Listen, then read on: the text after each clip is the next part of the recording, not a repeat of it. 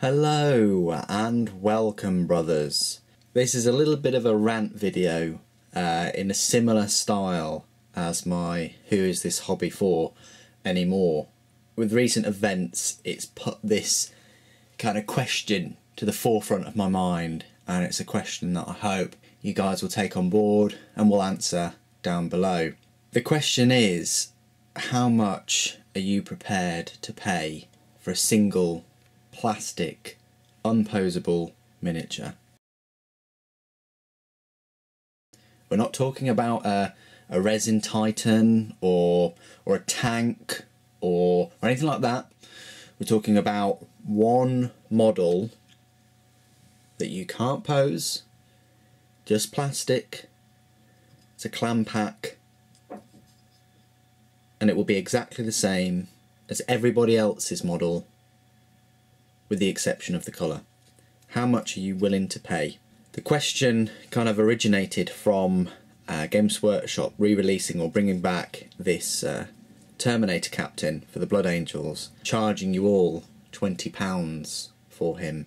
I bought the Deathstorm box set just about a year ago, and the whole box set was £75. It included this model, and it included a squad of Terminators, a Dreadnought, a tactical squad, and a load of Tyranids for £75. What they've done is they've just grabbed that clamshell, they've grabbed the mould for this model, and they've just allowed you to now buy it separately.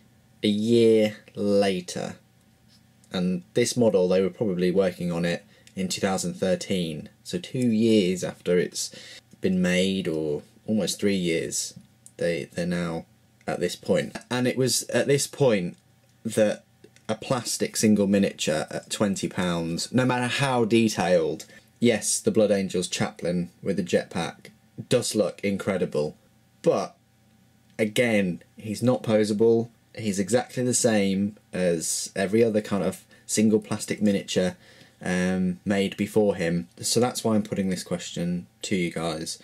What is your limit? How much are you willing to let them get away with charging you? Because you're setting the prices. You're setting the prices of the digital content. Every single purchase you make of a digital codex to put on your iPad or tablet, every single miniature that you're buying is a little bit of data that's getting sent to them that's saying, yep, it's okay. I mean, obviously the numbers speak for themselves, so if they aren't selling enough, then of course they'll probably drop the product, or they won't be as ambitious in the next one. But either way, it was at that point at $33 for my American friends for a single miniature. Only last year they were charging you £18, so that's a bit of a jump from 18 to 20. If this carries on, we're going to see a single model cost as much as a Storm Raven or a tank or a Land Raider, if it's going to continue like that. 18, 20, next year 22. There are many reasons why they're doing this. There are many kind of theories out there. I've got a few theories out there. One of my theories is Forge World are doing so well.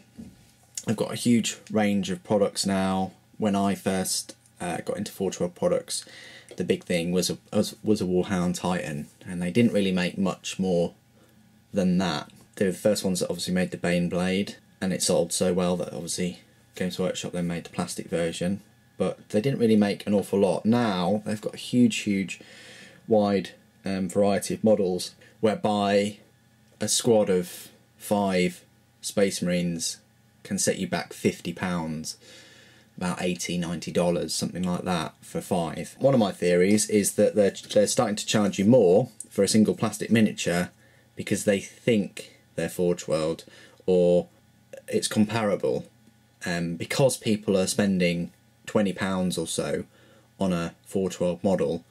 They think they can do that on plastic. There's no doubt the detail on plastic models has definitely improved over the years, there's no doubt, but by doing that you're then making Forge World look like good value for money, and hence you're then buying more Forge World products because of that perceived value. That's one theory.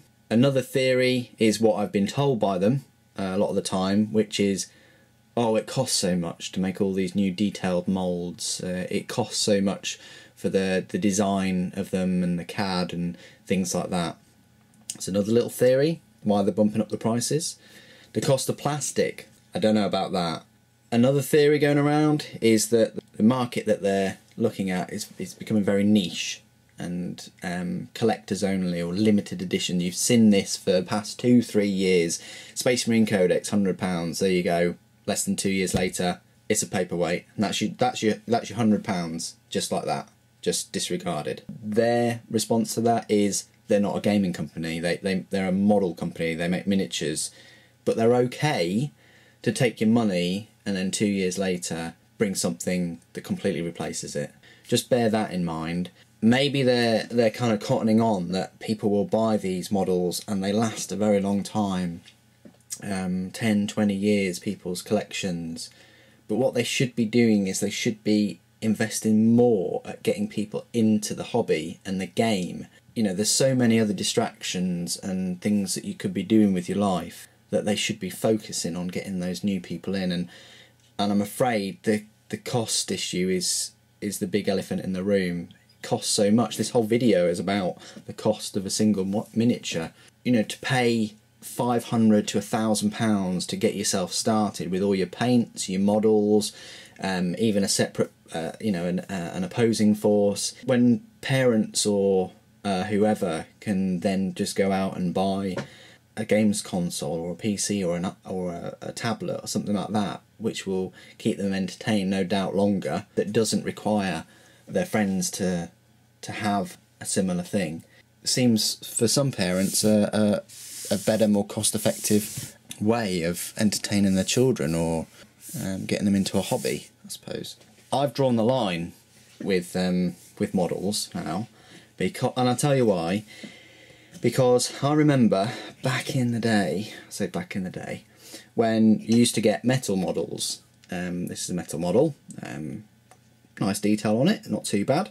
When metal models, they were between 10 and £14, something like that, maybe even £15 for a metal model.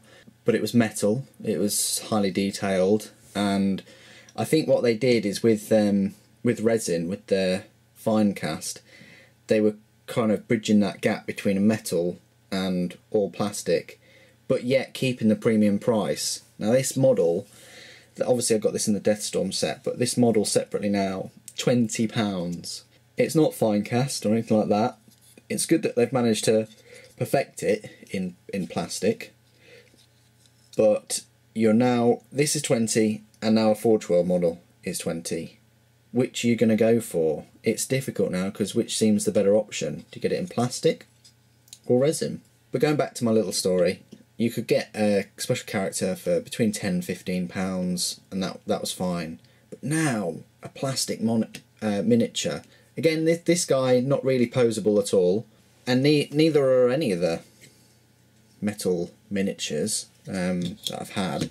Even the free one wasn't really posable. This guy here, he was £18.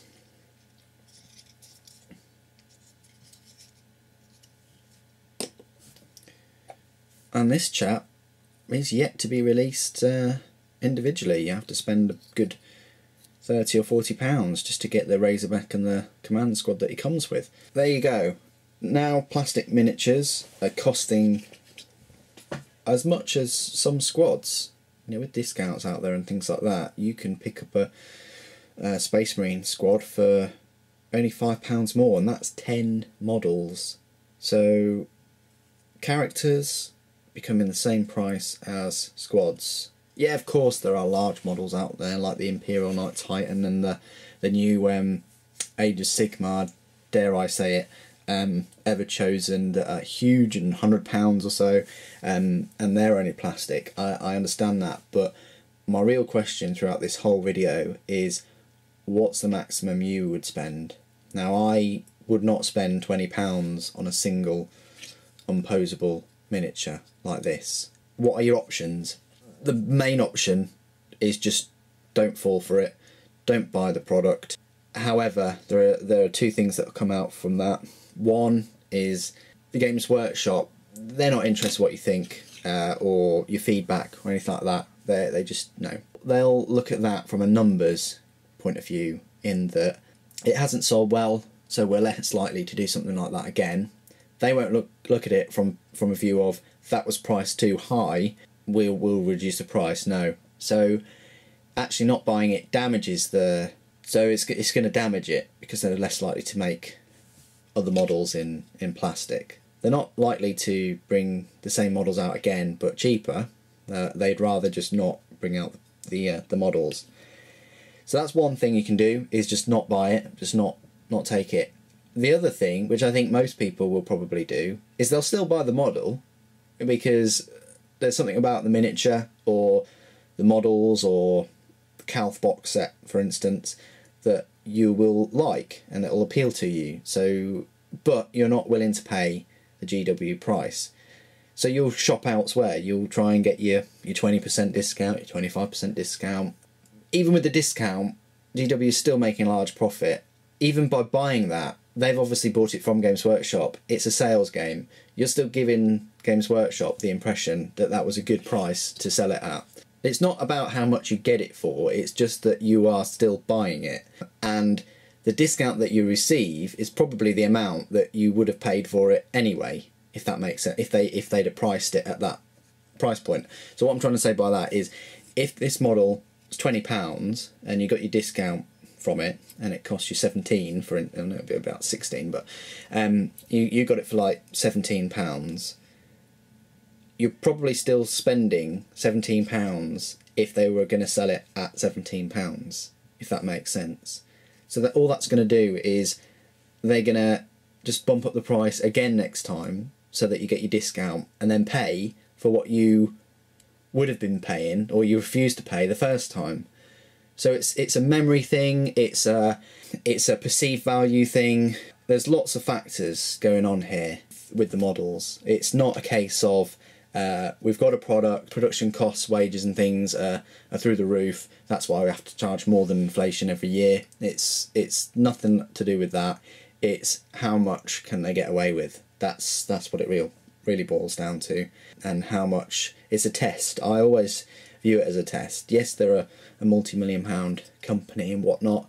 They're not going to disappear overnight, so you don't need to worry about that. But I find a lot of this is a test. Is they're putting a model out there, a plastic model, at a ludicrous price now, and they're just testing the water. How much can they get away with? Betrayal at Calth, I would have much preferred them just to have all those models in the box without the game for a cheaper price.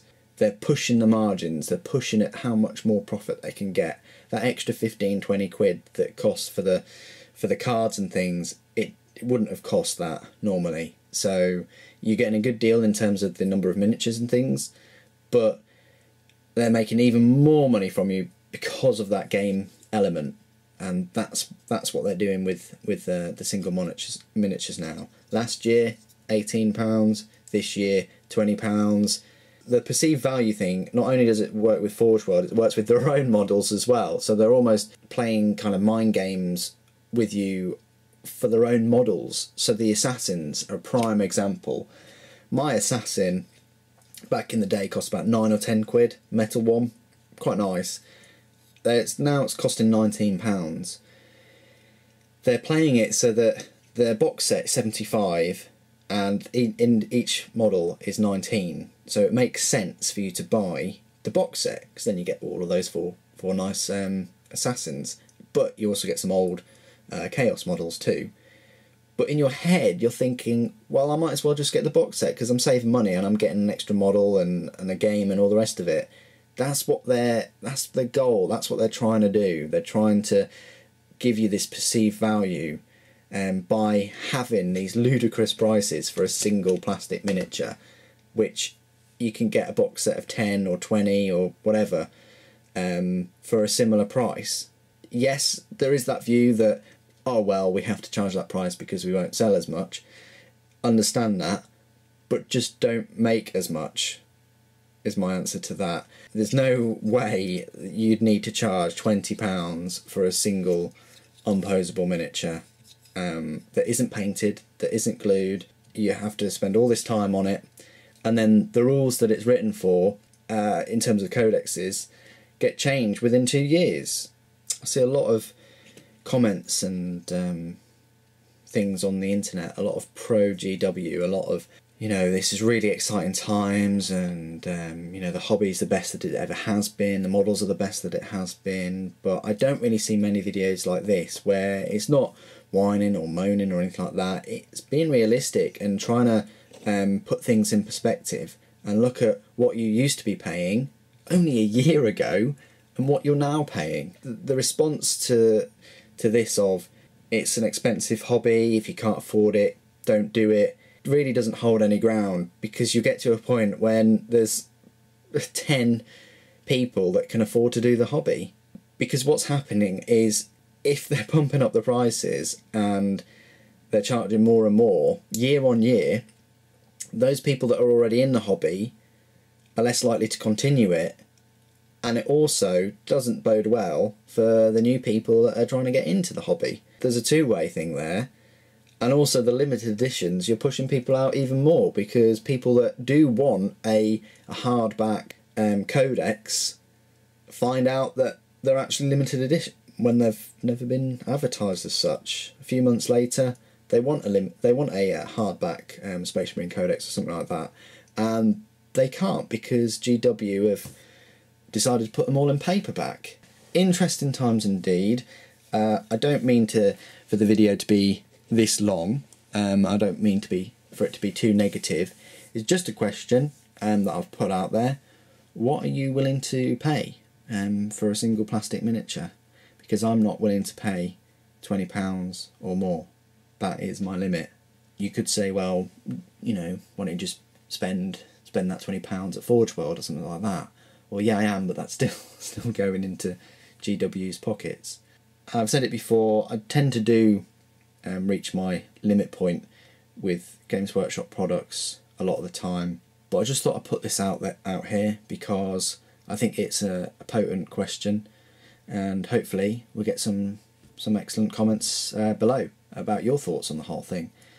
Thanks ever so much for joining me today. Thank you for watching. The Emperor Protects.